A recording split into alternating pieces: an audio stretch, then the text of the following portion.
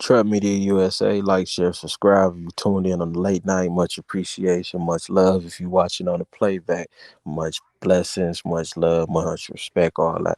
But look, so now I want to get into the young phenom of boxing that a lot of people are very hyped about. I've even heard that we should be more excited about David Morrell Jr., the Cuban phenomenon, than we are about Boots. That we should be more excited about this guy than we are about Boots. He has a very big following in Minnesota. We've seen those people came out and supported him to the highest. Matter of fact, let me bring up the numbers real quick. So let's go to boxing scene. Boxing scene. Let's go to the boxing scene. I think he did like an average viewership of 3 million or something like that. But I want to get a facts because it's a lot of channels out here that's giving a lot of clickbait, making up possible fights and stuff. Like, these guys are crazy on YouTube. And some of the fights I be seeing, and I'll be like, man, y'all know that's not real. Like, and then you would go try to source it, and there's nothing out there. Uh, so it's not on boxing scene here no more. But anyway, he did very good numbers. He seems to have a very good American following. I think it was about between 1 and 3 million viewership at his peak.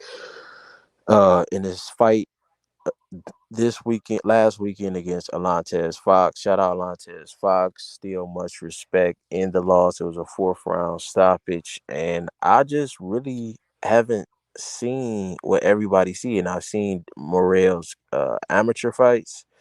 Shout out my guy Ghost. You know, he's very high on him. It's not like I'm saying he's bad. It's just nothing that jumps off the screen as next superstar.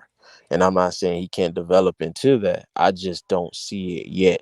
I think, like I was saying, with Fandora, if you're a long fighter like Fox or Fandora, I think it suits you somewhat to kind of go in there and get that respect, kind of like how Robert Easter breaks down his size and gets it in on the inside. Go get a little bit of that respect and take a little bit of pressure off yourself with constantly working on the back foot, because if these fighters are just walking through your punches, you are wearing yourself down by just keep backing up, especially in these smaller rings, because they're not going to stop coming. So at some point, you're going to have to get in there, stand your ground, and get some of that respect before you just constantly be on a retreat and you're draining your energy. It's a lot of mental pressure, and you're getting caught in between a lot of this action. So you're moving back, getting caught on the ropes, taking shots. One thing I will say I like about Morrell that I don't see from a lot of young fighters, these guys wait for the referee when they get on the inside. They only rely on holding, and on the inside, he would he had a lot of veteran tactics where he could still get off his work. He could hold a little bit, put you to sleep, and let off a 3-4 punch combination. That really stood out to me. I like that a lot because we're seeing the inside game disappear a little bit. We seen that in the Tank Cruz fight. It was just holding, no really inside with Crawford and Porter. All Crawford wanted to do was excessively hold and never got called for. Same thing with Tank. And then we seen that a little bit recently in the Jake Paul fight too. I want to see that inside work. Let your hands go on the inside. Don't wait for the referee to break it up. That's a part of boxing as well. Let's not let it disappear like the mid range has in the NBA. Let's not do that. That's a great part of boxing that we still enjoy as the fans. So salute to David Morrell for that. I just need to see a little bit more on that outside. I need to see a little bit more on the def. Like, it's just a little more that I have to see. I definitely don't see superstar. I could see him being a solid guy in whatever division that he chooses to fight in, especially at 168. But I just don't see superstar yet. Could he possibly turn into that? Could he be the next phenom? He is already a champion. Yes, he could. He wants to smoke. He wants David Benavidez right now. He wants the big names right now. And a lot of people saying that Canelo's scared of him, Benavidez scared, that nobody wants the problem with David Morrell.